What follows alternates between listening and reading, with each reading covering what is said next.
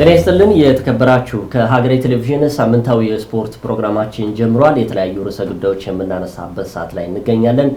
ይገደብ አባይና ቃለ ስላሴ ካሳ አብረናችሁ ቆይታ ልናደርግ እዚህ ስቱዲዮ ተገኝተናል። ዛሬ ሰኞ በእንግሊዝ ፕሪሚየር ሊግ ጉዳይ አርብ እንደነገርናቸው ተገናኝተናል። ቃል እንዴት ነህ ብያለሁኝ።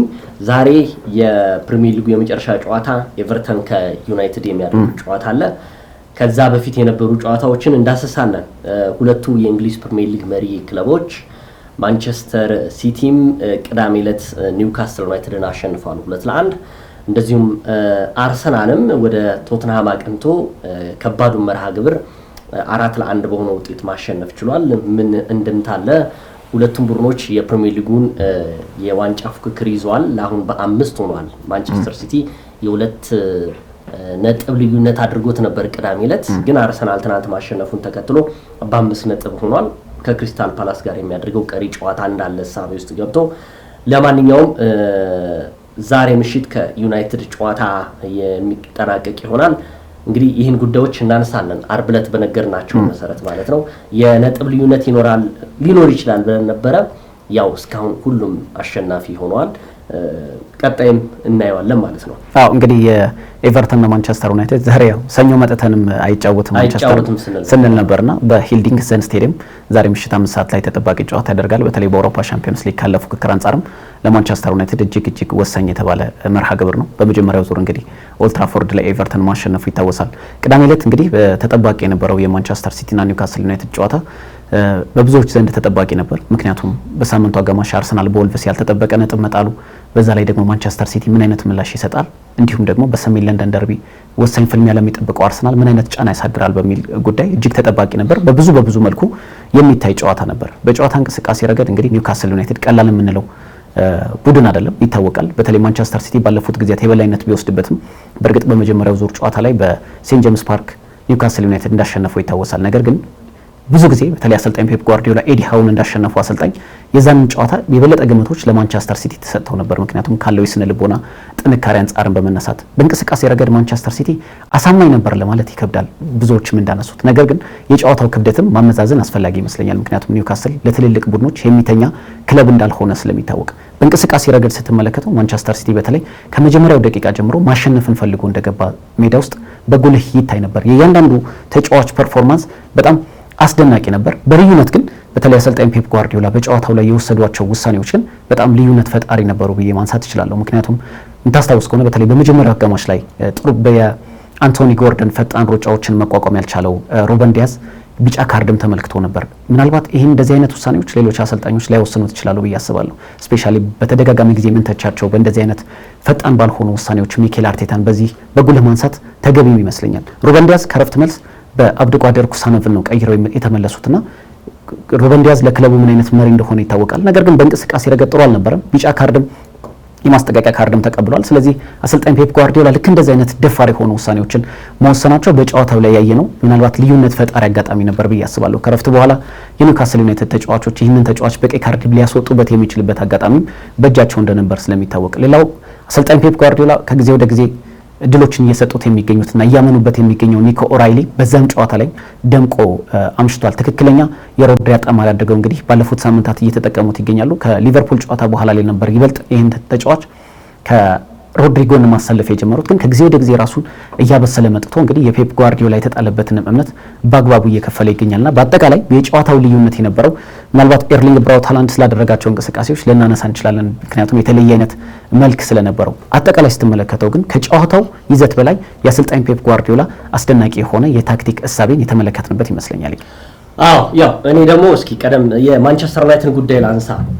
ዛሬ ከሜዳ ውጭ ተጉዞ በነገራችን ላይ ወደ ሂል ዲክሰን ስታዲየም ሲጓዝ የመጀመሪያው ማንቸስተር ዩናይትድ በዚህ ውድድር ዘመን ላይ አዲሱን የኤቨርተን አዲስ ስቴዲየም ከገነባ በኋላ ማንቸስተር ዩናይትድ ለመጀመሪያ ጊዜ ነው ወደዛ የሚያቀነውና የቀድሞው የማንቸስተር ዩናይትድ አሰልጣኝ የነበሩት ዴቪድ ሞይስ ናቸው ኤቨርተንን የሚመሩት። በሳቸው ስር ሆኖ ደግሞ ያውቀዋል ተጋጣሚያቸው ማይክል ካሪክ እና ዛሬ ወሳኝ መርሃ ግብር ነው ለማንቸስተር ዩናይትድ፣ ከወሳኝነትም ወሳኝ ነው። ዛሬ በነገራችን ላይ 5ኛ ደረጃ ላይ ነው አሁን የተቀመጠው። ይህን ጨዋታ ካሸነፈ 48 ሆኖ ቼልሲን በልጦ በደረጃው 4ኛ ላይ ይቀመጣል። ለሁለት ሳምንታት ማንቸስተር ዩናይትድ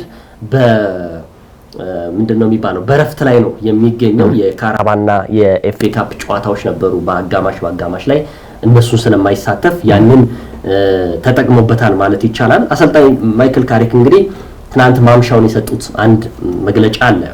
ከዚህ ጨዋታ በፊት እንግዲህ ማንቸስተር ዩናይትድ አሁን ላይ ለአውሮፓ ሻምፒዮንስ ሊግ ይሳተፋሉ የሚል ጥያቄ መጠየቁ ራሱ ለኔ ትልቅ ደስታ ነው። ምክንያቱም ከባለፉት በርካታ ሳምንታቶች በፊት ስለ ማንቸስተር ዩናይትድ የአውሮፓ ሻምፒዮንስ ሊግ ላይ መሳተፍና የሚቀጥለው የውድድር ዓመት አንድም የደጋፊውም አንድም የስፖርቱ ማህበረሰብም የሚያነሳው ጉዳይ አልነበረም።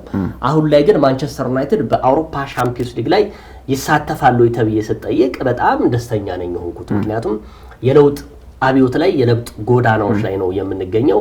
በአጠቃላይ ማንቸስተር ዩናይትድ በውድድር ዓመቱ ላይ ከአሰልጣኝ ሚካኤል ካሪክ ከመሾማቸው በኋላ ከዌስትሃም ዩናይትድ ውጪ 1-1 ባለፈው የመጨረሻ ጨዋታውን እዛው ለንደን ስታዲየም ላይ ያደረገውን 1-1 መለያየቱ ይታወሳል። ከዛ በተረፈ ግን አራቱን ያህል ጨዋታዎች ማሸነፋቸው ጥሩ እንድምታ ይዘው ነው የገቡት ይባላል። በአጠቃላይ የዛሬ ምሽቱ 5 ሰዓት ላይ መርሃ ግብሩ ለማንቸስተር ዩናይትድ ወሳኝ ነው። ይሄን ጨዋታ ካሸነፉ በአውሮፓ መድረክ የሚያሳትፋቸውን የነጥብ ልዩነት ይዘው ይገባሉ። ከዛ በተረፈ ተጋጣሚያቸው የዴቪድ ሞይሱ ኤቨርተንም 9ኛ ደረጃ እንደመገኘት በአውሮፓ ማህበረሰብ ይሄ ምንድነው የሚባለው በኮንፈረንስ ሊግ እና በአውሮፓ ሊግ ለመሳተፍም ስለሚፈልጉ እሳቸው ይሄንን ጨዋታ ይፈልጉታል። በአጠቃላይ ጥሩ ጨዋታ ነው፣ ለተመልካቾቻችን የምንጋብዘው ጨዋታ ነው። ወደ ሲቲ እና ወደ ኒውካስል ዩናይትድ ቅድም አንተ ያነሳው ጉዳይ አለ፣ እኔም ላንሳ። ምናልባት ሲቲም አርሰናልም ይቸገሩበታል የተባለው መርሃ ግብር 27ኛ ሳምንት አልፎላቸዋል በጥሩ መልኩ። ያው ማንቸስተር ሲቲ ከኒውካስትል ያደረጉት ጨዋታ ኒውካስትል ዩናይትድ ከሜዳ ውጪ ቢጓዝም ኢታር ላይ ቢሆንም ያለፉትን 3 ሳምንታቶች ማሸነፉን ተከትሎ ለፔፕ ጋርዲዮላው ማንቸስተር ሲቲ እጅግ ያስቸግራል ተብሎ ተገምቶ ነበረ። እንደተባለው ማስቸግሮታል። የተለያዩ ድክመቶች እንዳሉበት የአሰልጣኝ ፔፕ ጋርዲዮላው ማንቸስተር ሲቲ ቁልጭ አድርጎ ያሳየን ነበረ። ነገር ግን አሁን ላይ እያወራን የምንገኘው በማንቸስተር ሲቲ እና በአርሰናል መካከል የቀሪ ጨዋታ ቢሆንም የ2 ነጥብ ልዩነት ነው።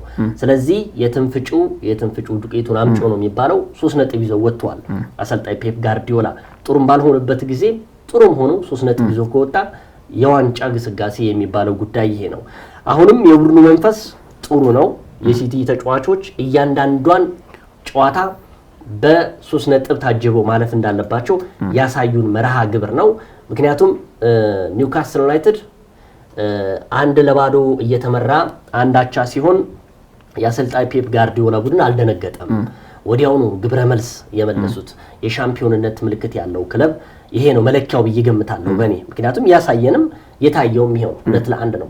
ሁለተኛ ቅድም ያነሳው 2 ጎሎች ያስቆጠረው ልጅ ኒኮ ኦሬሊ እንግዲህ የምታስታውሱ ከሆነ ተመልካቾቻችን አሰልጣኝ ማይክል ካሪክ መጀመሪያ ወደ ኦልትራፎርድ ሲመጡ በማሰልጠን የፓትሪክ ዶርጉን ሚና ቀይረውት ነበረ።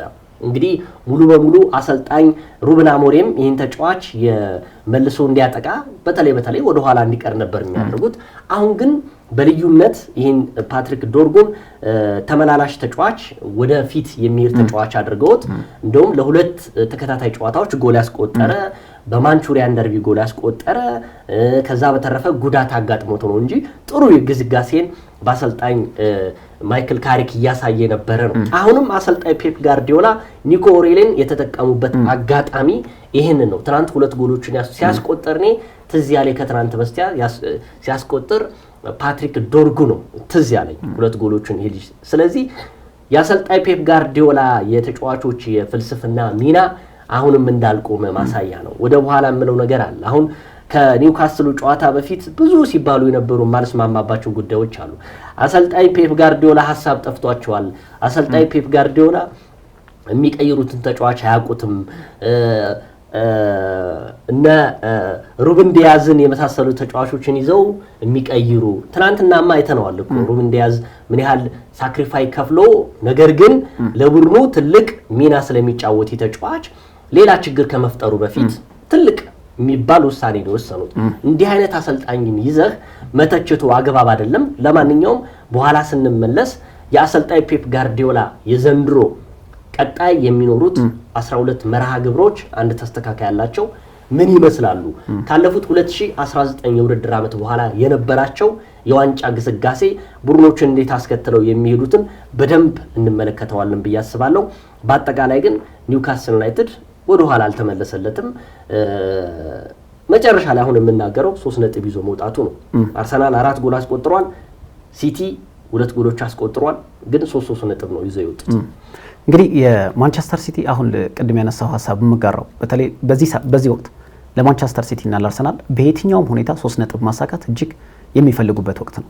ሁለቱም ክለቦች እግር ኳስን መጫወት ባለፉት ዓመታት በደንብ ጠንቅቀው አስረድተው አስተምረውናል ብዬ አስባለሁ። ስለዚህ እነዚህ ክለቦች ዋንጫን ማሸነፍ በተለይ የዘንድሮ የውድድር ዓመት ዋንጫ ማሸነፍ እጅግ አጥብቀው ይፈልጉታል። ሚኬል አርቴታ እንደሚታወቀው ከ22 ዓመታት በኋላ ክለቡ ዋንጫ እንዲያሸንፍ ነው የሚፋለመው። በኋላ ላይ የምናነሳው ሐሳብ ስለሆነ ፔፕ ጓርዲዮላ ከዚህ በፊት እንዳልነው ምናልባትም ባለፉት ዓመታት ካሳካቸው ውጤቶች በላይ ካሳካቸው ዋንጫዎች በላይ የዘንድሮውን ዋንጫ በግል እንደምመለከተው እጅግ አጥብቀው ይፈልገዋል ብዬ ነው ማስበው። ይፈልጉታል አሰልጣኝ ፔፕ ጓርዲዮላ። ምክንያቱም ይህንን ዋንጫ ካሳኩ በቀጣይ የውድድር ዓመት በማንቸስተር ሲቲ እንመለከታቸዋለን የሚል ግምት ስለሌለኝ እርግጥ እስከ 2027 የሚያቆይ የውል ስምምነት ቢኖራቸውም ነገር ግን ምናልባት ከማንቸስተር ሲቲ ከክለቡ ጋር የነበራቸውን ግንኙነት ስትመለከተው ከጊዜ ወደ ጊዜ በሳቸው ስር ከክለቡ ጋር እየተነጋገሩ ከጥር የዝውውር መስኮት ጀምሮ እስከ ክረምቱ ድረስ ቡድን እየገነቡበት የሚገኝበት መንገድ አጣዳፊ ይመስላል፣ ወይ ደግሞ ከስኬት ጋር በፍጥነት ለመታጀብ ይመስላል። የምታስታውስ ከሆነ አምና ቡድኑ በጣም በተቸገረበት ጊዜ በጥር ወር በፍጥነት የተፈጸሙ በርካታ ዝውውሮች ነበሩ።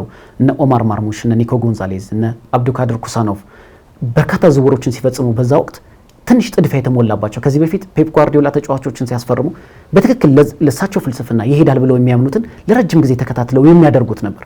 በክረምቱም ስንመጣ እነ ራያን ቸርኪን፣ እነ ቲጃኒ ሬንደርሰን፣ እነ ዶናሩማን ሲያስፈርሙ ቡድን ውስጥ የሆነ ስኬት በፍጥነት ስኬት ማምጣት፣ ነገር ግን አሰልጣኙ ደግሞ ለቀጣይ ለሚመጣው አሰልጣኝ ቡድኑን አደራጅተው የሚሄድ አይነት ፍላጎት እንደነበር በግልጽ ይታይ ነበር። ምክንያቱም የትኛውም ተጫዋች በአሰልጣኝ ፔፕ ጓርዲዮላ ስር መስራት ይፈልጋል። ይሄ ግልጽ ነው። ምክንያቱም አውሮፓ ውስጥ የሚገኙ ተጫዋቾች በሙሉ በቁጥር 1 ደረጃነት የሚጠቅሷቸው አሰልጣኝ ፔፕ ጓርዲዮላ ስለሆኑ፣ ግን በዛ ጨዋታ ላይ ምን ተመለከትን? ለዛም ነው ቅድም ያነሳሁት በተለይ አሰልጣኝ ፔፕ ጓርዲዮላ የታክቲክ ብቃት ከፍ ብሎ የተመለከትኩበት ጨዋታ ነበር። ምክንያቱም ትልቅ ውሳኔ ይጠይቅ ነበር ሩበን ዲያዝን ቀይሮ ማስወጣት ብዬ አስባለሁ። ምክንያቱም አብዱካድር ኩሳኖቭ በጣም ጥሩ ተከላካይ ነው።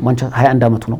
ለማንቸስተር ሲቲ የወደፊት የኋላ ደጀን መሆኑ አይቀር ይመስላል። ግን በትልቅ ደረጃ በትልቅ ጨዋታ ላይ ለሚጠበቅ ፍልሚያ ምናልባት ልምድ ያለው ተጫዋች ያስፈልጋቸው ነበር ብዬ አስባለሁ። ግን ማስጠንቀቂያ ካርድ ተመለከተ።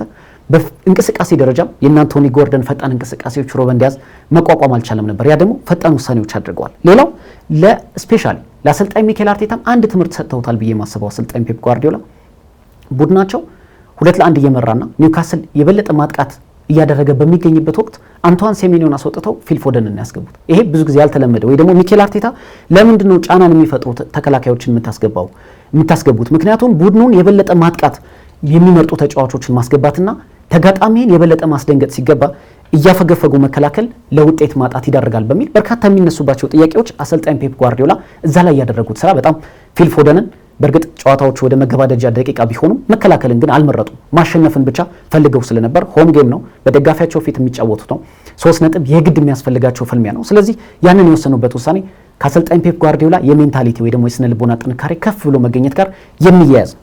በዚህ ጨዋታ ላይ ግን በልዩነት ያደነቅኩት ወይ ደግሞ እኔ አጥቂም ብቻ ሳይሆን ማንቸስተር ሲቲ ይህንን ተጫዋች ማግኘቱ እድለኛ ነው ያስባለኝ ተጫዋች ኤርሊንግ ብራውት ሃላንድ ነው። እውነት ለመናገር በአጥቂነት ቦታ ሳይሆን ተከላካዮችን እንዲያግዝ አሰልጣኝ ፔፕ ጓርዲዮላ ያሰለፉት ነበር የሚመስለው። ከ5 በላይ ኳሶችን አጽድቷል። የቆሙ ኳሶች ላይ በሚወረወሩ ኳሶች የነ ዳን በርን ከፍተኛ ጥንካሬ ያላቸው የአየር ኳስ ላይ በጣም ግንኙነት ላይ አደገኛ የሆኑ ተጫዋቾችን ሲያስቆምበት የነበረበት መንገድ አስደናቂ ነው። በጨዋታ እንቅስቃሴ ረገድ የነበረው ሚና ከፍ ያለ ነበር። ሃላንድ 22 የፕሪሚየር ሊግ ጎሎችን አስቆጥሮ ከፍተኛ ግብ አስቆጣሪ ነው። ነገር ግን ባልተለመደ መልኩ ደግሞ ዘንድሮ በብሩኖ ፈርናንዴዝ ብቻ ነው የሚበለጠው። 7 የግብ አሲስቶችን አድርጓል ከራያን ቸርኪ ጋር እኩልና ይህ ተጫዋች ለማንቸስተር ሲቲ እንዴት እንደሚፋለም ስትመለከተው አሰልጣኝ ፔፕ ጓርዲዮላ ብቻ ሳይሆን ይህ ተጫዋች በየጊዜው ጎሎችን ልክ እንደ ውሃ መጠጣት ጎሎችን ማስቆጠር የሚቀለው ተጫዋች አሁንም ይህንን ዋንጫ ምን ያህል አጥብቆ እንደፈለገው የተፋለመበት መንገድ እስከ መጨረሻው ድረስ በቡድን አጋሮቹ ጭምር የተደነቀበት ነበር።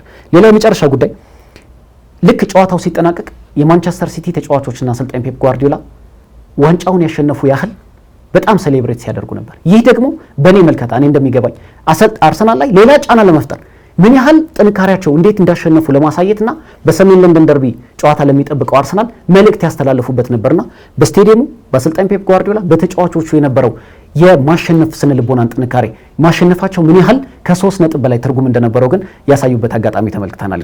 አዎ ያው እኔ አሁን ዛሬ ደግሞ ማነሳው የአሰልጣኝ ፔፕ ጓርዲዮላን ሚና ነው። ምክንያቱም ቅድም እንዳልኩ ስለ ኒውካስትል ዩናይትድ እና ስለ ማንቸስተር ሲቲ ጨዋታ ሁለት ብዙ ተመልካቾች አይተውታል፣ ይፈርዱታል ያለው ነገር ግን የአሰልጣኝ ፔፕ ጓርዲዮላ የማንቸስተር ሲቲ ያላቸው ሚና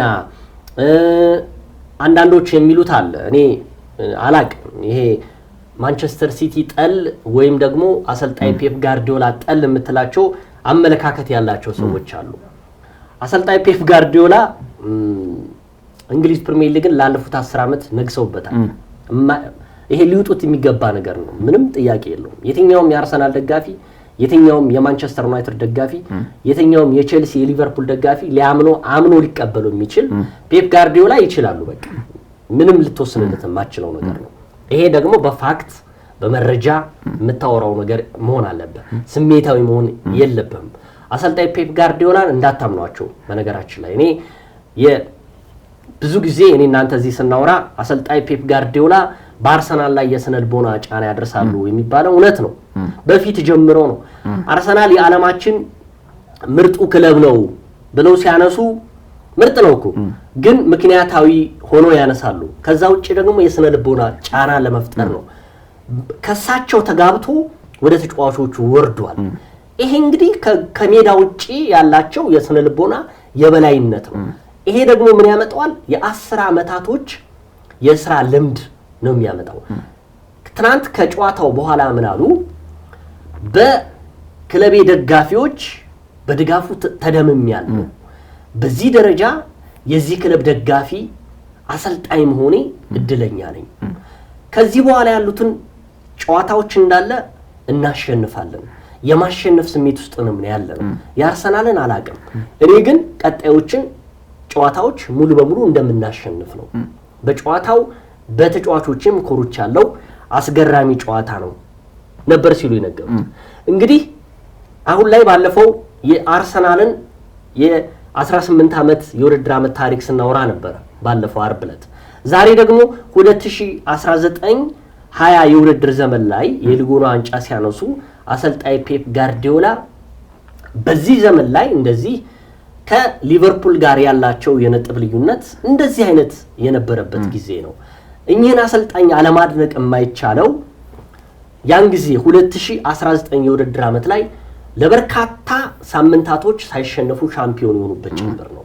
ያ ማለት 14ቱንም ጨዋታዎች በማሸነፍ ኢቭን ተከታዩንም ተገዳዳሪያቸውን ሊቨርፑልንም ጭምር በማሸነፍ ሻምፒዮን የሆኑበት ዓመት ነው።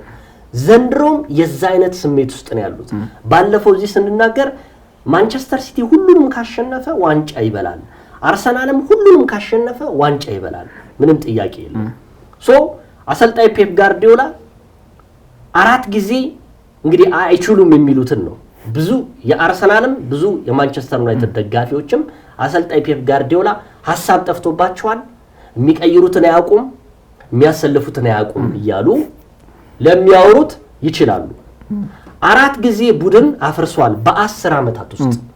ለምሳሌ የመጀመሪያ ዓመት ሲመጡ እንደነ ኤዲን ዜኮ የመሳሰሉ ተጫዋቾችን ሲረከቡ ወደነ ያያ ቱሬ ሲያደርጉ ቡድን አፍርሰው ነው። በዛ መካከል ላይ ግን ሻምፒዮን እየሆኑ ነው። ይሄን ነው ከነ ያያ ቱሬ ወደነ ፈርናንዲኒሆ፣ ከያያ ቱሬ ወደነ ፈርናንዲኒሆ ትውልድን እየቀረጹ በ10 ዓመታት ውስጥ። ከዛስ የነ ጉንዶገን ጉዳይ እናነሳለን። ከዛስ ወደነ ኬቨን ደብሮይኒ፣ ከኬቨን ደብሮይኒ ወደነ ቲጃኒ ሬንደርስ ሲሄድ ይሄ ቅብብሎሽ ሪፎርም ትንሽ ተቸግረው ነበር አሰልጣኝ ፔፕ ጓርዲዮላ። መቼ ነበረ? በ10 ዓመታት ውስጥ እንደባለፈው ዓመት ብዙ የተሸነፉበት ጊዜ አልነበረም፣ ብዙ ነጥብ የጣሉበት ጊዜ አልነበረም። ነገር ግን የውጤት ቀውስ ሆነው ስንተኛ ሆነው ነው የጨረሱት? 3ኛ። ለአሰልጣኝ ፔፕ ጓርዲዮላ ቀውስ የነበረው በእንግሊዝ ፕሪሚየር ሊግ ላይ 3ኛ ሆኖ መጨረስ ነው። ያም ደግሞ ከተከታዩ አርሰናል በ3 ነጥብ ልዩነት አንድ ጨዋታ አርሰናል ተሸንፎ ቢሆን በጎል ልዩነት ስለሚበልጡት ሁለተኛ ያጠናቅቁ ነበር። ስለዚህ አሰልጣኝ ፔፕ ጋርዲዮላ ሪፎርም በሚያደርጉበት ዘመን ላይ የተቸገሩበት ጊዜ ከኬቨን ዴብሮይኒ ወደ ቲጃኒ ሬንደርስ የነበረው የተጫዋቾች ቅብብል ላይ ያን ጊዜ ተቸገሩ ነበር። በአጠቃላይ አሁንም ፔፕ ጋርዲዮላን አትመኗቸው።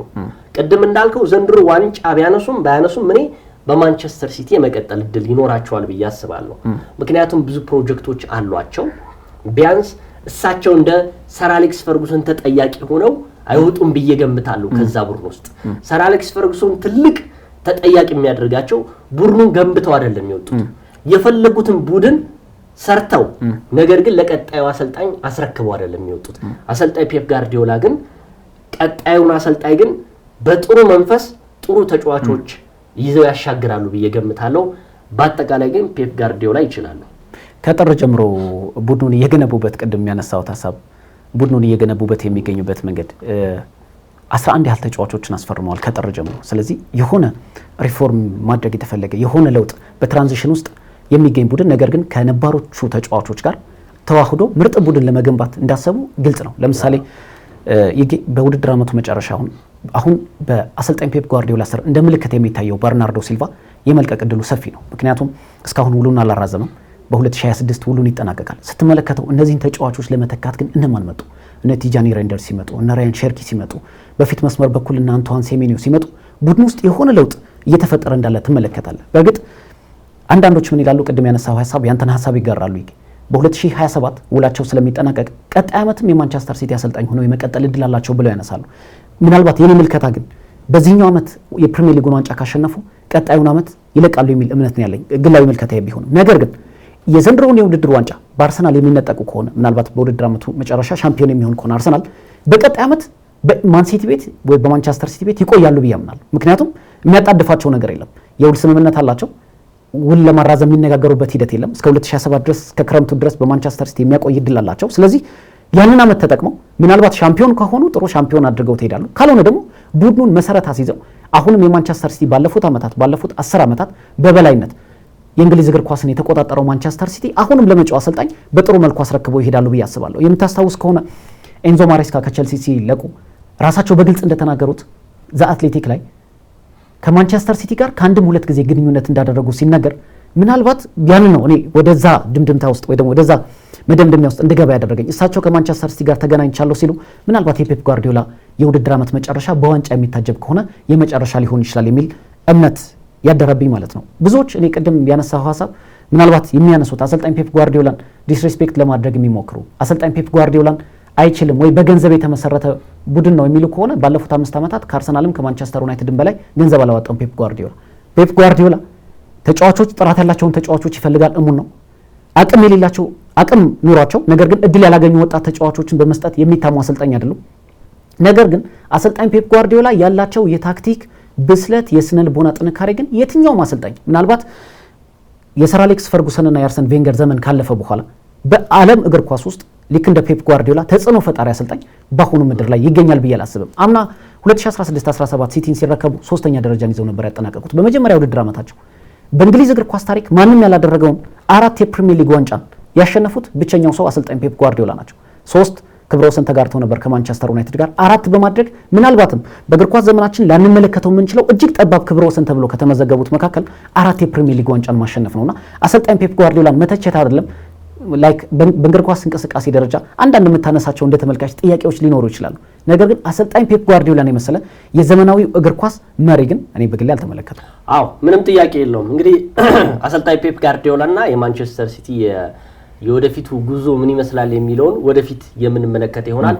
በአጠቃላይ የተከበራችሁ ተመልካቾቻችን እንግዲህ ቀደም ሲል የተመለከታችሁት የኒውካስትል ዩናይትድ እና የማንቸስተር ሲቲን የ2-1 ጨዋታ ውጤት ተንተርሶ ማንቸስተር ሲቲ በቀጣይ የሚያደርጋቸው ጨዋታዎች ምን ይመስሉ ይሆን፣ በቀጣይነትስ እነማን ሊያስቸግሩት ይችላሉ የሚለውን ያው አርብ ምሽት አውርተንበት ነበረ። ዛሬ ደግሞ በኒውካስትል ዩናይትድ እና በማንቸስተር ሲቲ ጉዳዮች አነሳን። ከመሸጋገሪያው በኋላ ስንመለስ ደግሞ ወደ ለንደን አቅንቶ እዛው ለንደን ውስጥ ቢሆንም ወደ ቶትናም አቅንቶ ማንቸስተር ሲቲን ለመበቀል በሚመስል ደረጃ ቶትናምን ያሸነፈው አርሰናል በምን አይነት ጉዞ እየሄደ ይገኛል የሚለውን ደግሞ ሰፋ አድርገን እንመለከታለን። አብራችሁን ቆዩ። አሁንም ተመለስን። የተከበራችሁ ተመልካቾቻችን ከሀገሬ ቴሌቪዥን ሳምንታዊው የስፖርት ፕሮግራማችን አሁንም እንደቀጠለ ነው። የማንቸስተር ሲቲ እና የአርሰናል የዋንጫ ጉዞን እየተመለከትን እንገኛለን። ቀደም ሲል እንግዲህ በነበረው ቆይታችን የኒውካስትል ዩናይትድ እና የማንቸስተር ሲቲን ጨዋታ ተመለከትን። በሰሜን ለንደን ደርቢ ጨዋታ ላይ የነበረውን እንግዲህ የቶተንሃም እና የአርሰናልን ጨዋታ እንመልከት። የቶተንሃም ደጋፊዎች አሁን ላይ የቶተንሃም ደጋፊዎች እስከሚቀጥለው የውድድር ዘመን የአርሰናልን አጥቂ ላለማየት ወስነዋል። አርሰናል በዚህ የውድድር ዘመን ላይ የዋንጫ ፍርሃት የሚባለው አለ አይደለ? አርሰናልም አሁን ቶተንሃምን እንደዛ አድርጎታል ብዬ ገምታለሁ። አርሰናል ሲባል ቶተንሃም እንዲፈራ አድርጎታል። አሁን በተለይ አጥቂውን ይመስለኛል። ትናንት የነበረው የአርሰናል ምሽት ለተጫዋቾቹ ብቻ ሳይሆን ለደጋፊውም ደስታ ፈጥሯል አይደል? ብዙ የአርሰናል ደጋፊዎች ተደስተዋል። እኔ ዓርብ ዕለት የአርሰናል ደጋፊዎች ያሳዝኑኛል ያልኩት ለዚህ ነው። እውነት ለመናገር ከምንም ኢንቴንሽን ተነስቼ ሳይሆን አርሰናል በውድድር ዘመኑ ላይ እያደረጋቸው የነበሩት አስደሳች፣ ለክለቡ አርኪ፣ ለደጋፊው ፌሽታ የነበሩት ጊዜያቶች መጨረሻዎቹ ላይ ሲበላሹ ያሳዝነኛል አርሰናል ያልኩት ያንን ነው እንጂ የወደፊቱ ያሳዝነኛል አይደለም። ምን ያልኩት ሊታረም የሚገባው ጉዳይ። ምክንያቱም አርሰናል አሁን ደስ ይለኛል። አሁን ለኔ ደግሞ ለምንድነው ታውቃለህ? እንደ ደጋፊ ስታየው ሌላ ደጋፊ ሲደሰት ደስ ይላል። የማንቸስተር ሲቲም ደጋፊ ሲደሰት ደስ ይላል። ስለዚህ 22 ዓመት የጠበቁት ደጋፊ ሲደሰት አብረህ ትደሰታለህ። ኖርማሊ በቃ እግር ኳስ ይሄ ነውና ትናንት ምሽት እንግዲህ ያው መድፉ ነው የሚባለው አይደለ? እቺኛዋ ደግሞ ዶሮዋ ነው የምትባለው። በልቷታል፣ በጣጥሷታል ያልተባለው ነገር የለም። እውነት ነው። ኤብሬች ኢዜ ግን እሱም በኋላ ማንሳት እንችላለን። በልዩነት የሚነሳ ተጫዋች ነው። በአጠቃላይ የትናንትና የአርሰናል የማሸነፉ ሂደት ቅድም ስታነሳልኝ ከነበረው የማንቸስተር ሲቲ አሸንፈው የነበረው ጭፈራቸው አርሰናልም ደግመውታል። ይሄ ነው በቃ ስነ ልቦና ማለት። አሰልጣኝ ሚኬል አርቴታ የስነ ልቦና ሚና እንደተዋቀረ በዛ ክለብ ውስጥ ማሳያ ይሄ ነው። ስለዚህ አርሰናል አሁንም በስነ ልቦና ተገንብቷል። ከትናንትና ጨዋታ በፊት ወልቭስ ጋር በነበረው ጨዋታ በነገራችን ላይ ትልቅ ስብሰባ ነበራቸው። የስነ ልቦና ጉዳዮችም ብዙ ሲነሱበት ነበረ።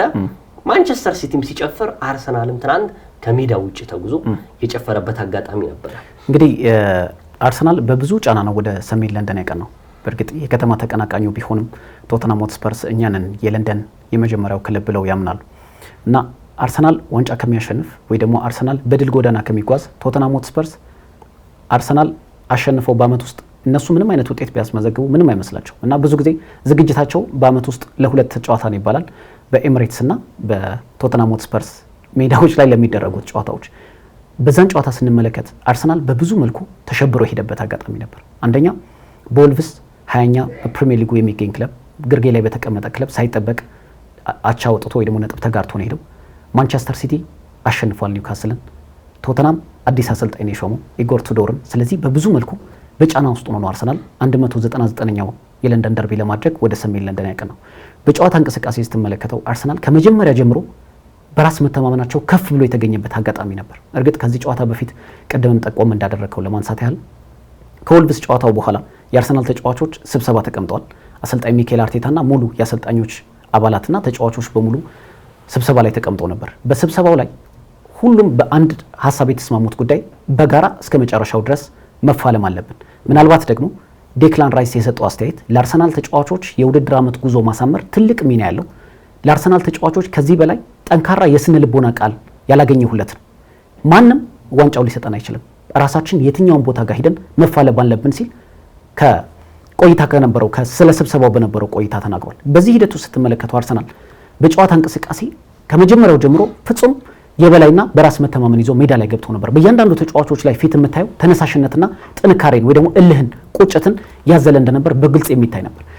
አርሰናል ግብ አስቆጥሮ ኤቨሬዜ በኋላ ላይ በትንሽ ደቂቃዎች መሃል ዴክላን ራይስ በሰራው ጥፋት ራንዳል ኮሎሙዋኒ ግብ ሲያስቆጥር ስህተት የሰራው ዴክላን ራይስ እንኳን አይደለም ተጫዋቾቹ ላይ ጭንቀት ሊታይ ስህተት የሰራው ዴክላን ራይስ ቅንጣት ታክል ጭንቀት አይታይበትም ነበር። የበለጠ ተጫዋቾቹን ሲያነሳሳ ነበር። ይህ ባለፉት ጊዜያት አርሰናል በተለይ በዘንድሮው የውድድር ዓመት የግለሰብ ተጫዋቾች ስህተት በርካታ ነጥቦችን ለማጣቱ በጉልህ የሚነሳ ነው። ምክንያቱም በርካታ ጨዋታዎች ላይ አርሰናል ነጥብ በጣለባቸው ወቅቶች የተጫዋቾች ስህተቶች ጎልተው ይታዩበት ነበር። አርሰናል በዚህ ሳምንት ወደ ሰሜን ለንደን ሲያቀና ተፊዞበት፣ በጣም ተጮሆበት፣ ትችት ተሰንዝሮበት፣ በርካታ የስድብ ናዳ ወርዶበት ነው ወደ ሰሜን ለንደን ያቀናው። አሰልጣኝ ሚኬል አርቴታ አንድ የተናገሩት ምናልባት ከዴክላን ራይስ ጋር ለተጫዋቾች የሚያነሳሳበት መልኩ ግልጽ ነበር።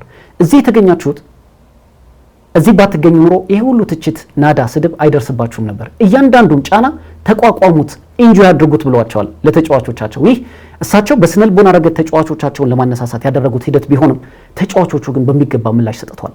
አሰልጣኝ ሚኬል አርቴታ በዘንድሮ የውድድር ዓመት ከተጫዋቾቹ በላይ ትልቅ ጫና አለባቸው። ተጫዋቾቹ የትኛውም አሰልጣኝ ቢመጣ ቢሄድ እዛ ስብስብ ውስጥ እስካሉ ድረስ ተፈላጊ እስከሆኑ ድረስ ውል እስካላቸው ድረስ መቆየት ይችላሉ። የአሰልጣኝ ስራ ግን ምን ያህል ፈታኝ እንደሆነ በሚኬል አርቴታ እያየ ነው። 6ኛ ዓመታቸው ነው በሰሜን ለንደን። በዚህ ዓመት ትልቅ ዋንጫ ማሸነፍ ይጠበቅባቸዋል። ስለዚህ በእያንዳንዱ ጨዋታ ላይ በእያንዳንዱ ቅጽበት ላይ ትልቅ ጫና እሳቸው ውስጥ እንደሚሰርጽ እሙንና ግልጽ ነው።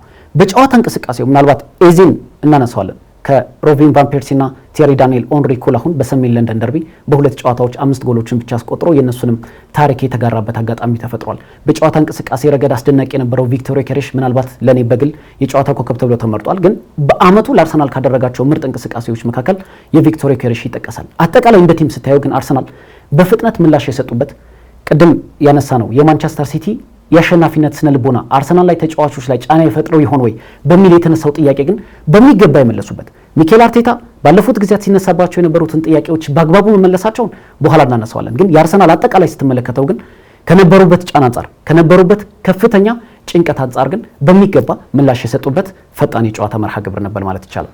በወሳኙ መርሃ ግብር ላይ አርሰናል ያው ወሳኝ 3 ነጥብ ነው ይዞ ያሳካው፣ ምንም ጥያቄ የለም። በተለይ ከእረፍት በፊት የነበረ ስተት ነበረ።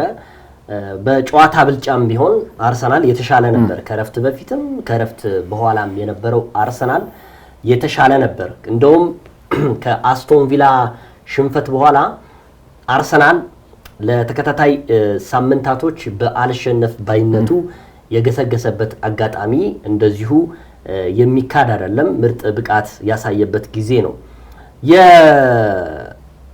ተጋጣሚ ቡድን ቶተንሃም ሆትስፐር እንመልከት። ምክንያቱም አርሰናል ብቻ አይደለም የተጫወተው፣ ቶተንሃምም ተጫውቷል። የቶተንሃም ብቻ ማንሳት የአርሰናልን ብቻ ማንሳት የለብንም ብዬ ገምታለሁ። ምክንያቱም ቅድም ኒውካስትልም አንስተናል፣ የሲቲንም አንስተናል እና ኢጎር ቱዶር አዲስ አሰልጣኝ ናቸው። ለ18 ወራቶች ብዙ ተጫዋቾች ሲጎዱባቸው የነበሩት ይህ ክለብ ትናንትናም በነገራችን ላይ ከአርሰናል በሙሉ ቲሙ ነው የገባው። ከኦዲጋርድ እሱም ተቀይሮ ገብቷል። እንደዚሁም ከኤቨርትስም ከጉዳት ተመልሷል። ሙሉ ቲሙ ነው የነበረው አርሰናል ውስጥ። ቶተንሃም ላይ ግን ከ70% በላይ ተጫዋቾቹ ጉዳት ላይ ነው ያሉት። ስለዚህ ይሄም ኮት ሊደረግ ይገባል። አንድን ክለብ ሲያሸንፍ አንድን ክለብ ደግሞ የተሸነፈበት ምክንያት ምንድነው ማለት ይገባል፣ ሚዛናዊ መሆን ስላለብን። ምክንያቱም አርሰናል ለምሳሌ ከ7 እና ከ8 ተጫዋቾች በላይ ተጎድተውበት ቢሆን ይሄን ደርቢ ያደረገው በእርግጠኝነት እኔም አንተም ዛሬ ስናወራ የነበረው ስለ ጉዳቱ ነበር የምናወራው። የአርሰናል ተጫዋቾች ጉዳት ይሄን ያህል ነው። እንደዚህ ሆኖ ቢያሸንፍም በጉዳት ነው ያሸነፈው። ቢሸነፍ ደግሞ ብዙ ጉዳት ስለዚህ ቶተንሃምም በጉዳት የታመሰ ቡድን ነው። ለአርሰናልም አርሰናል ብቻ አሁን 16ኛ ደረጃ ነው ቶተንሃም የሚገኘው። አርሰናል ብቻ ስላሸነፈው ሳይሆን ከዛ በፊት የነበሩት ሽንፈቶችም ከአሰልጣኝ ቶማስ ፍራንክ የነበረው ቡድን በጉዳት የታመሰባቸው ስለነበረ ነጥብ እየጣሉ ነበር የሄዱት። ስለዚህ አርሰናል ደርቢ ነው፣ ምንም ልታረጋችንም፣ ግን የተንኮታኮተ ቡድን ነው ያገኘው አርሰናል። የአርሰናል ደግሞ እያሳነስኩ አይደለም፣ ይሄም ሚዛናው የሚሆን ስላለብን። ለምሳሌ እነማን ናቸው ጉዳት ላይ የነበሩት ጽፌያቸዋለሁ። ሮድሪጎ ቤንታኮር የቶተንሃም ምርጥ ተጫዋች ነው፣ ወሳኝ ተጫዋች ነው። ትናንት ኖሮ ቢሆን ለውጥ የሚያመጣ ነበር። ሉካስ ብርግቫል፣ እሱም ኬቪን ዳንሶ፣ ቤን ዴቪስ፣ ሙሐመድ ኩድስ እንደነዚህ አይነት ተጫዋቾች ቶተንሃም ላይ አልነበሩም። ክሎሲቪስኪ፣ ጄምስ ማዲሰን፣ አዶበርት፣ ፔድሮ ፓሮና እንደዚሁም አምበሉ ክሪስቲያን ሮሜሮ በጉዳት ኦዶጊ በጉዳት ያልነበሩ ተጫዋቾች ናቸው። 7 ተጫዋቾች ቶተንሃም አልነበሩበትም በትናንትናው መርሃ ግብሩ ላይ። ስለዚህ በጣም የተቸገረበት የኢጎ ቱደር ቡድን በጣም ምስቅልቅሉ የወጣበት ነው። እስከ ረፍት ድረስ አንድ አቻ የተለያዩበትም እንደውም ውጤቱ ሊቀለብስ ነው እንዴ የተባለበት የነበረው ነው። ስለዚህ በትናንትናው ጨዋታ እንግዲህ አርሰናል የተሻለ ሆኖ ያለፈበት ነበረ። በሁለቱም ከረፍት በፊትም ከረፍት በኋላም የነበረው ቶተንሃም ሆትስፐር በአርሰናል የበላይነት ተወስዶበት የነበረ ነው። ግን እንደ መነሻ የምናየው እንደ ጉዳት እንደ አዲስ አሰልጣኝ እንደ ቡድን ግንባታም ደግሞ ቶተንሃም የተጎዳ ነበረ። አሁን ቶተንሃም ቀጣይ ጨዋታ ሲኖረው አይ ቲንክ በዛው በለንደን ደርቢ ይመስለኛል ከፉልሃም ጋር ነው የሚጫወተውና ያም ጨዋታ ይከብደዋል። አሁን ከሜዳ ውጪ ተጉዞ ነው 16ኛ ደረጃ ላይ ነው። ከወራጁ ዌስትሃም በ4 ነጥብ ነው የራቀው። ስለዚህ በጣም ቀውስ ውስጥ የሚገኝ ቡድን ነው ቶተንሃም። ግን ለአርሰናል ደግሞ ደርቢ ነው። በጣም ሁሉ ነገራቸውን እንደሚሰጡ ይታወቃል። የአርሰናልንም ክሬዲት ማሳነስ ሳይሆን የቶተንሃምም ደግሞ የተጫዋቾች መታመስም ደግሞ አንዱ ለማሸነፉ ምስቅልቅሉ እንዲወጣ ከሳምንታት በፊትም እንደው ቶተንሃም ሆትስፐርስ በተጫዋቾች ጉዳት በጣም ታምሶ ማንቸስተር ሲቲ ነጥብ ማስጣሉ በጣም ሲደነቅ እንደነበርም በዚህ አጋጣሚ ማንሳትም ተገቢ። ስለዚህ ቶተንሃም ሆትስፐርም ትልቅ ጎሎቹ 4 ብቻ ሳይሆኑ በጨዋታውም እየተጋደለ ነበር። ግን የጨዋታ ፍጹም የበላይነት ተወስዶበታል። በአጠቃላይ የቶተንሃም የወደፊቱ ጉዳይ ላለመውረድ እየታገለ ነበረ።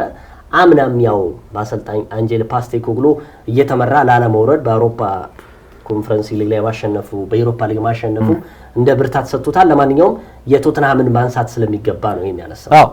ግልጽ ነው። እውነት ለመናገር በዘንድሮ የውድድር ዓመት በጣም በጉዳት ከታመሱት ክለቦች መካከል አንደኛው ቶተንሃም ሆትስፐርስ ነው። እንደውም ቀዳሚው ልንለው እንችላለን። እርግጥ አርሰናል በጣም ብዙ ጉዳቶችን ያስመዘገበ ክለብ ነበር ከወራቶች በፊት። ነገር ግን ደግሞ እንደ ቶተንሃም ሆትስፐርስ ከመጀመሪያ ጀምሮ በጉዳት የታመሰ ቡድን የለም። እንደውም ቶማስ ፍራንክ በተደጋጋሚ ጊዜ በክለቡ ውስጥ እንዲቆዩ ያደረጋቸው ምክንያቱም ተጫዋቾች 13 ተጫዋቾች ብቻ ይዘውበት የገቡበት መርሃ ግብርም ተመልክተናል። ይህ ማለት ደግሞ ቡድኑ ምን ያህል በጉዳት ሰለባ እንደሆነ ወሳኝ ተጫዋቾችን እነ መሐመድ ቅዱስ ኩሉሴቭስኪን ስታነሳ ጄምስ ማዲሰን ስታነሳ በቡድኑ ውስጥ አይነኬ የሆኑ በቋሚ 11 ውስጥ ተሰልፎ የሚጫወቱ ተጫዋቾች ናቸው። እንደውም እኔ በጣም አስገርሞኛል ማንቸስተር ሲቲ ነጥብ ሲያስጥለው። ምክንያቱም እርግጥ አሰልጣኝ ፔፕ ጓርዲዮላ በፕሪሚየር ሊግ ከመጡ በኋላ በጣም ከፈተናቸው ክለቦች መካከል የየርገን ክሎፕ ሊቨርፑል የሚነሳ ቢሆንም ቶተንሃም ሆትስፐርስ በተቀያየሩት አሰልጣኞች ቁጥር በጣም ተፈትነዋል። አሰልጣኝ ፔፕ ጓርዲዮላ በዘንድሮ የውድድር ዓመትም የቶማስ ፍራንክ ቡድን በኤቲሃድ አሸንፎታል። በቶተንሃም ሆትስፐርስ ሜዳ ነጥብ አስጥሎታልና በተለይ በቶተንሃም ሆትስፐርስ ሜዳ ነጥብ ሲያስጥለው በተለይ አብዛኞቹ ተጫዋቾች በጉዳት የታመሰበት ያውም ክሪስቲያን ሮሜሮና ትናንት የአርሰናል አጥቂዎችን በመጠኑ ቢሆን ሲይዝ የነበረው እኔ በግሌ በፕሪሚየር ሊግ ውስጥ በጣም ፈጣን ከሆኑና ከማደንቃቸው ተከላካዮች አንዱ የሆነው ሚኪ ቫን ዴ ቪን አልነበረም በሲቲ ጨዋታዎች ጭምር ማለት ነው። ግን እንደዚህም ሆነው እየታገሉ እዚህ ደርሷል። በእርግጥ የቶተንሃም አካሄድ መጨረሻው ምንድነው የሚለው ነገር ስታነሳው በጣም አስፈሪ ነው። አንደኛ ነገር በሳምንቱ መጨረሻ በወራጅ ቀጠና ውስጥ የነበሩት ክለቦች ነጥብ አግኝተዋል። ለምሳሌ በርንሌ ቼልሲን አስጥሎታል። ዌስትሃም ዩናይትድ 1 ነጥብ አግኝተዋል ከበርንመዝ። ስለዚህ ኖቲንግሃም ፎረስት በእርግጥ በመጨረሻው ደቂቃ በሊቨርፑል ተሸነፈ እንጂ ኖቲንግሃም ፎረስትም እድል ነበረው። አሁን በቀጣይ የሚደረጉት ጨዋታዎች በወራጅ ቀጠና ውስጥ ለሚገኘው ቶተንሃም ሆትስፐርስ እንዳይወርድ፣ ምክንያቱም የነጥብ ልዩነቱ እጅግ ጠቧል። ቶተንሃም ሆትስፐርስ እንግዲህ በፕሪሚየር ሊግ ውስጥ ታላላቅ ብለን ከምንጠራቸው ክለቦች መካከል አንደኛው ነበር። በእርግጥ ለኔ በቅርብ ዓመታት ውስጥ ቶፕ 6 ተብለው ከሚጠሩ ክለቦች መካከል አንደኛው አይደለም። ምክንያቱም እያሳለፋቸው የሚገኘው ከውድድር ዓመቱ አንጻር አምናም በጣም ተቸግረው ነው የዩሮፓ ሊግን ማሸነፉ ተከትሎ ወደ አውሮፓ ቻምፒየንስ ሊግ የተመለሰው። ዘንድሮም ደግሞታል።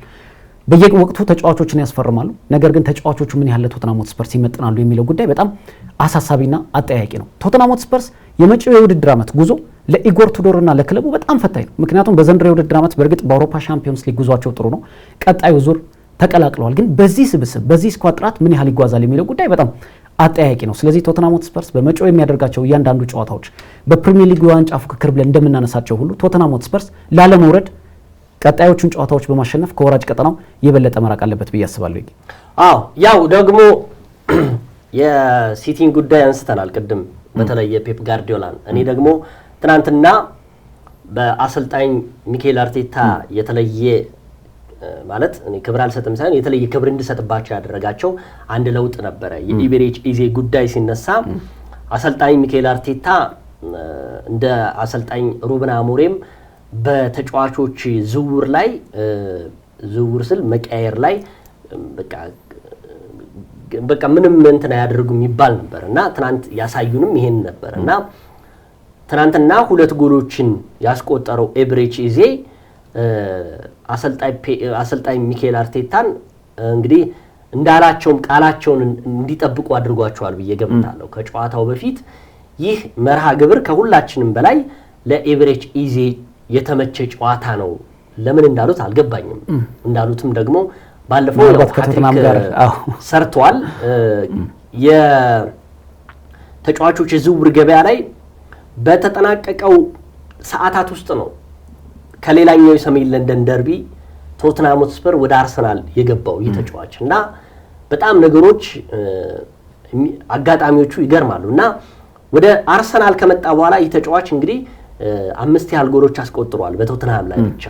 ወደ በኋላ መለከተዋለሁ ኢዜ በቶተንሃም ላይ ኢዜ በምን አይነት ቦታ መሰለፍ አለበት፣ ኢዜ እንዴት ተሰለፈ የሚለውን እናየዋለን። ግን የአሰልጣኝ ሚኬል አርቴታን የጨዋታ ፍልስፍና በትናንትናው ዕለት ኢዜን ያሰለፉበት የ10 ቁጥር ሚና እንመለከተዋለን። ምክንያቱም ቀደም ሲል ባለፉት 2 ሳምንታቶች ውስጥ አሰልጣኝ ሚኬል አርቴታ ሳካን ነበር ያሰለፉት በ10 ቁጥር በሐሰተኛ 10 ቁጥር ማለት ይችላል። ምክንያቱም ከዚህ በፊት ልጅ ሆኖ በ19 ዓመቱ 20 ዓመቱ ላይ ከብራይተን ጋር ሲጫወቱ በ10 ቁጥር ሚና ተጫውቷል። በአሰልጣኝ ኡናይ ኤምሬ ስር ተጫውቷል ሳካ እና አዲሱ አይመስለኝም፣ ግን ለአንድ ቀን ነው የተጫወተው ወይም ለአንድ ጨዋታ። ከዛ በኋላ ግን ተደጋጋሚ ጨዋታዎችን አድርጎ ጎልና ለጎል የሚሆኑ ኳሶችን ሲያመቻቹ የኤብሬቺ ኢዜ ጉዳይ ምን ሊሆን ይችላል? እኛ አሰልጣኝ በቃ ይሄን ተጫዋች ሊያስቀምጡት ነው የሚሉ ጉዳዮች ይነሳሉ እና ስለ ኤብሬቺ ኢዜ ማንሳት ተገቢ ነው ብዬ ገምታለሁ። እንግዲህ ይህ ተጫዋች ከክሪስታል ፓላስ ሲመጣ በአርሰናል ላይ ከመጀመሪያዋ ጨዋታ ጀምሮ ቋሚ መሆን እንደሚፈልግና ወንበር ላይ ሳስቀምጠው እንደሚበሳጭ ነግሮኛል ብለዋል አሰልጣኝ ሚኬል አርቴታ።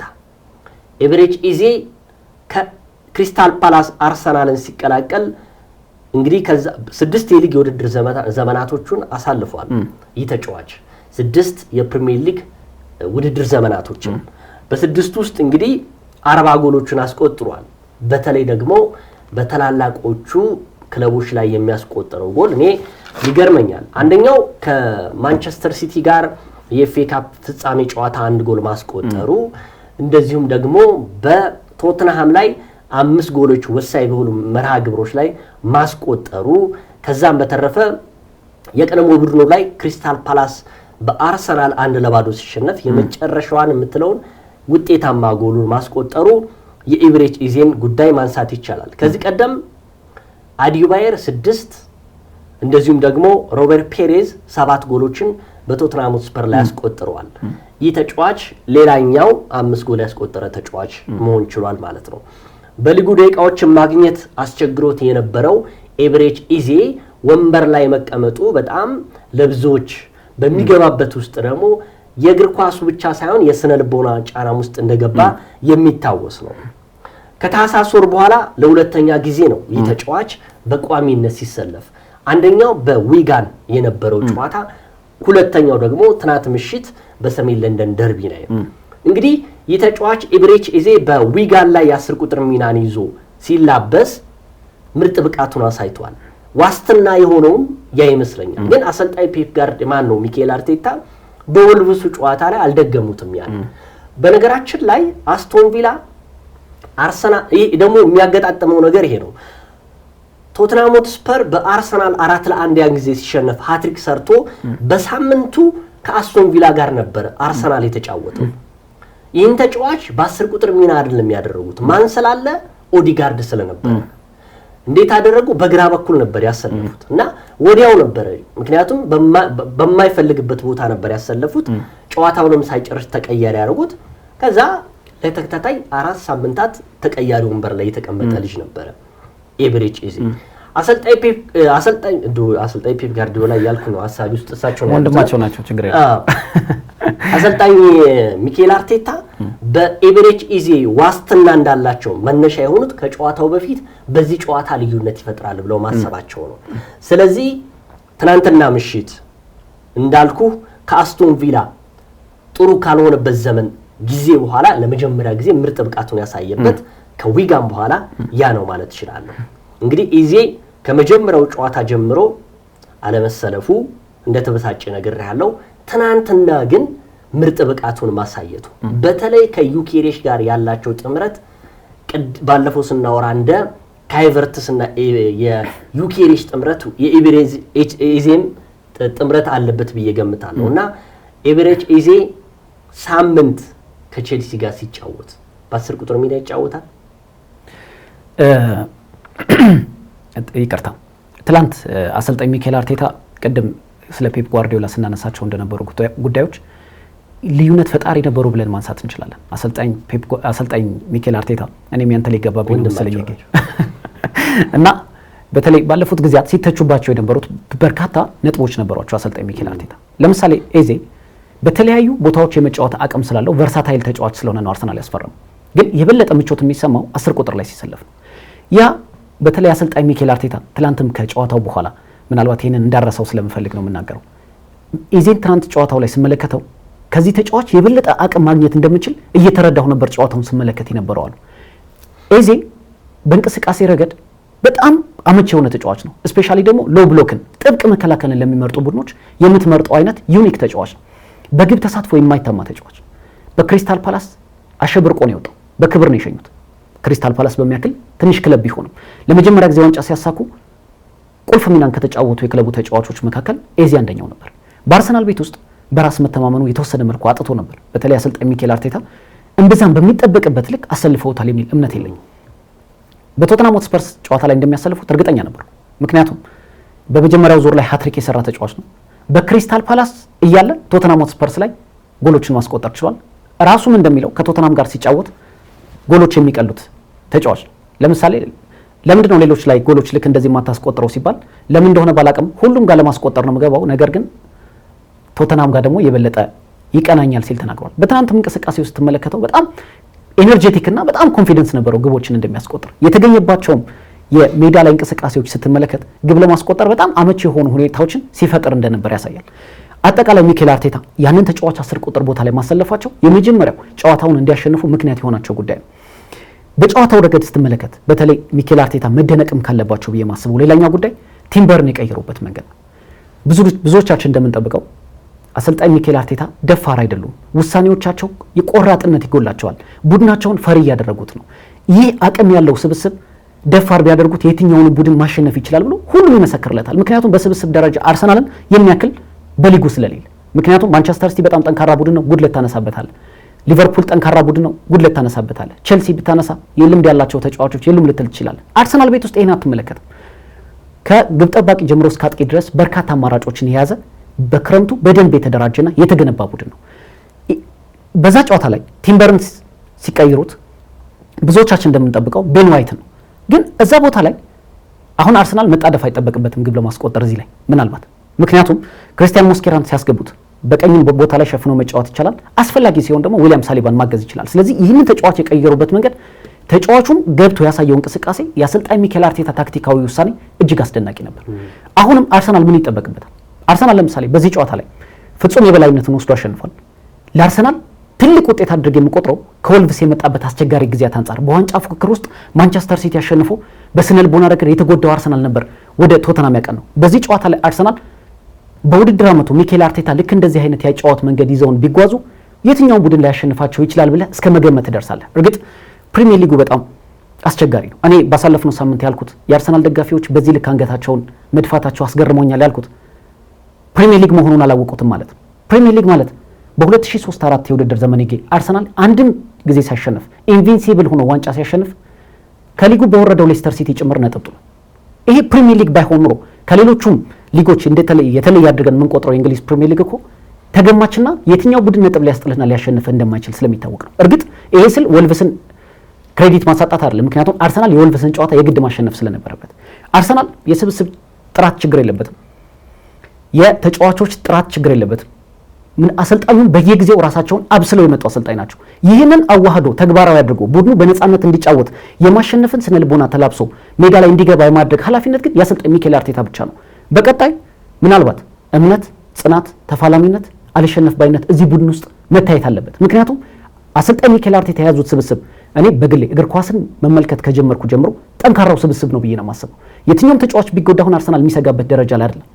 የትኛውም ተጫዋች መቀየር በሚፈልጉበት ሰዓት አሰልጣኝ ሚኬል አርቴታ አስወጥቶ መቀየር ይችላሉ። አሁን በቡድን ውስጥ ሁሉም ተጫዋች በልዩነት ይሄ በጣም ሱፐር ሄሮ የምንለው ወይ ደግሞ በልዩነት ነጥሮ የሚወጣ ተጫዋች አርሰናል ቤት ውስጥ የለም። ሁሉም በእኩል ደረጃ የሚገኙ ሁሉም በተሻለ ብቃት ላይ ፐርፎርም ማድረግ የሚችሉ ተጫዋቾች ናቸውና የአሰልጣኝ ሚኬል አርቴታ ሌላኛው የስነ ልቦና ተነሳሽነት የነበረው ተጫዋቾቹ ጋር ስብሰባ ተቀምጠው ቀጣይ ጨዋታዎች በጋራ ለመፋለም በጋራ ለማሸነፍ የሄዱበት መንገድ ለዚህ ተነሳሽነት እጅግ ጠቅሟቸዋል ብዬ አስባለሁና በቀጣይ ባለፈው ሳምንትም ስናነሳው የነበረው የሚሆነው ከዚህ በኋላ በአርሰናልና በማንቸስተር ሲቲ መካከል በጣም ሊቸገሩ ይችላሉ ብዬ አስባለሁ። ሁለቱም ቡድኖች የትኛውም ክለብ ዋስትና የለው። የትኛውም ክለብ ሊጥል ይችላል፣ ሊሸነፍ ይችላል። በሁለቱ ክለቦች መካከል ግን ምን ልዩነት ይፈጥራል ካል የስነ ልቦና ጥንካሬ ብዬ ነው የማስበው። አዎ እንግዲህ እንዳነሳው አርሰናል እኔ ለመጨረሻ ላድርገውና ሰዓትም ስለሌለን የአርሰናል እድለኛ ነው። ባለፈው ማንስቻለሁ በተጫዋቾቹ ምክንያቱም አሰልጣኝ ሚኬል አርቴታ ቡድን ብቻ ሳይሆን እግር ኳስን ብቻ ሳይሆን የገነቡት ከሜዳ ውጪ ያለ ስነ ምግባርንም ገንብተዋል። አሰልጣኝ ሚኬል አርቴታ ይሄን ማሳያ የምትለው አሁን ላይ እስኪ እንደው እውነት ለመናገር እንደው ቼልሲ ቢሆን ሲቲ ቢሆን ወይም ደግሞ ባርሰሎና እና ሪያል ማድሪድ ቢሆኑ አርሰናል እኮ የውጤት ቀውስ ውስጥ አይደለም ያለው። ነገር ግን ሊጉን እየመራ በዚህ ደረጃ ትንሽ መፍረከረክ ውስጥ ቢገባ የለመደውን ነጥብ ባያገኝ ምን ያህል ከዋክብቶች ነበሩ በቡድን ውስጥ የሚያምጹት። ከአሰልጣኝ ሚኬል አርቴታ ጋር ያላቸው ግንኙነት ጥሩ ስለሆነ ይመስለኛል።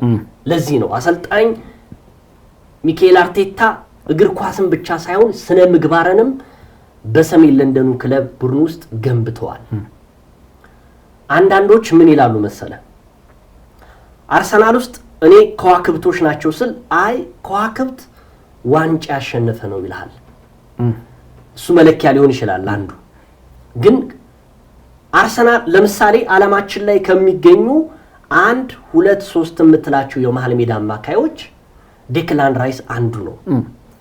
ከፊት መስመር አጥቂዎች መካከል ቪክቶር ዮኬሬሽ ነው።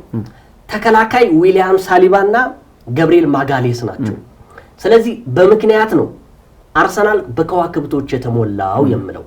በቀይ መስመር በኩል ምርጥ የፊት መስመር ተጫዋች ቡካዮ ሳካን የያዘ ቡድን፣ በቀይ መስመር ተከላካይ ጁሪያን ቴምበርን የመሰለ ተከላካይ የያዘው አርሰናል በከዋክብቶች የተሞላ ነው። ይሄንንም ለምትከራከሩ ዋጡት። የምሬ ነው ብለ ምክንያቱም ዲሲፕሊን ይወስነዋል። ይሄን የምናየው ባለፈው ሳምንት የፈረንሳዩ ክለብ ፓሪስ ሴን ጀርመን ሲሸነፍ በአሰልጣኝ ሉዊስ ኤንሪኬ ላይ ያደሙ ተጫዋቾች ነበሩ። የባላንዶሩ አሸናፊ ኡስማን ዴምቤሌ ሳይቀር በእኛ አሰልጣኝ ላይ አድሞባቸዋል። ስለዚህ አሰልጣኝ ሚካኤል ካሪክ ማይክል አርቴታ ቡድን ብቻ ሳይሆን ስነ ምግባርንም ገንብተዋል። ለዚህ ነው ከውልቭስ ጨዋታ በኋላ ሁሉም ተማምነው ስለ ቀጣዩ ጉዞ ያለፉበት የለንደን ደርቢንም በምርጥ ብቃት ያሸነፉበት። ስለዚህ የዛ ጉዳይ ነው። ሌላው የመጨረሻ ማረገው ቪክቶር ዩኬሬሽን ሳላነሳ መዋል ስለማልችል ነው።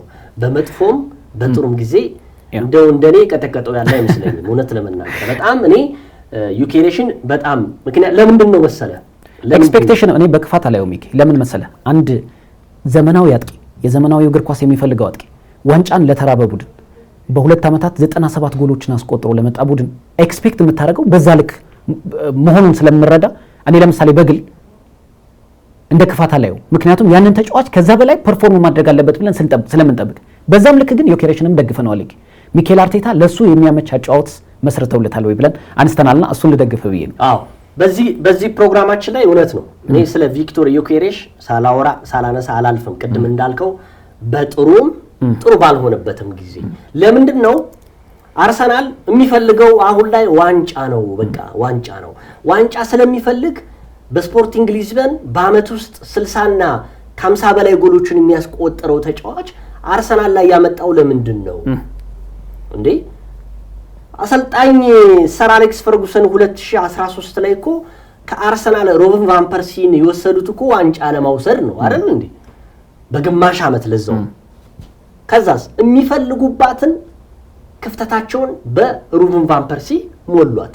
ጎል አስቆጠረላቸው፣ ሻምፒዮን ሆነ ማንቸስተር ዩናይትድ። አርሰናልም ይህን ተጫዋች ያመጣው በቃ በክፍተቱ ጎል እንዲያስቆጥር ነው። ገብርኤል ጄሱስ ስለሚጎዳ ጎል ስለሚያስቆጥር ነው። ስለዚህ ቪክቶር ዮኬሬሽ አንዳንዶቹ ምን ይላሉ?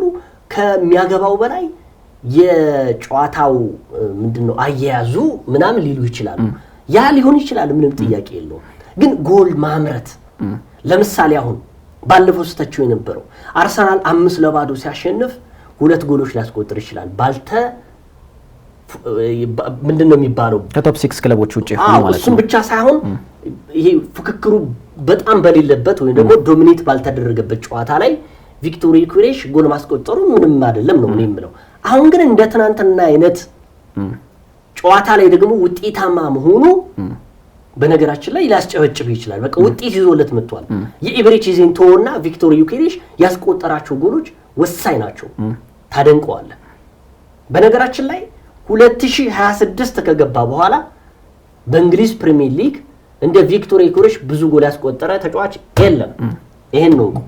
ስለዚህ አሁን ቪክቶር ዮኬሬሽ ከአመቱ መባቻ ወዲህ ወደ ምርጥ ብቃቱ እየመጣ የሚገኝ ተጫዋች ነው። ቪክቶር ዮኬሬሽ በቀጣይ ቼልሲ እያለ ሲሄድ በምርጥ ብቃቱ ላይ ይገኛል ብዬ አስባለሁ። የሚተችም ከሆነ ትተችዋለህ በቁጥራዊ መረጃዎች። አሁንም ግን 2026 ከገባ በኋላ 10 ጎሎችን አስቆጥሯል በሊጉ በአጠቃላይ 15 ጎል። እነ ኤርሊንግ ሃላንድ 22 ምናምን ደርሷል። ይሁን እሱ ጋር እያወዳደርኩት አይደለም። ነገር ግን ምንድነው ትልቁ ኤቨሬቺዜ ነው። ማን ነው? ቪክቶር ዮኬሬሽ ነው በአርሰናል ውስጥ 10 ጎሎች ያስቆጠረው። ከዛ ኤቨሬቺዜ 6 አለ። ከዛ ሊያንድሮ ትሮሳርድም 5 ጎሎችን አስቆጥሯል። በአጠቃላይ ግን አሁንም ከፍተኛ ጎል አስቆጣሪው የአርሰናል ቪክቶር ዮኬሬሽ ነው። ግን እሱን የምናየው ደግሞ በእንደዚህ በሚቸገርበት ጊዜ አርሰናል ነጥብ በሚፈልግበት ጊዜ ጎል ሲያስቆጥር እንደዚህ ታደንቀዋለህ። ትናንት በተለይ ለሱ የአመቱ ለአርሰናል ምርጡ ጨዋታ ነው ያስባለኝ ምንድነው በሰሜን ለንደን ደርቢ ነው ግብ ያስቆጠረው። በሰሜን ለንደን ደርቢ ለተጫዋቾች ግብ ማስቆጠር ምን ያህል ትርጉም እንዳለው ዴክላን ራይስ ምን አለ መሰለኝ፣ ልክ ለአርሰናል ስፈርም ቡካዮ ሳካ አንድ ቃል ነበር የተናገረኝ፣ እዚህ እስከተገኘ ድረስ በቶተንሃም ሆትስፐርስ መሸነፍ የማይታሰብ ነው ሲል ተናግሮታል። ከአካዳሚ ጀምሮ ተጫዋቾች በቶተንሃም ሆትስፐርስ እና በአርሰናል መካከል ያለው ልዩነት ይታወቃል።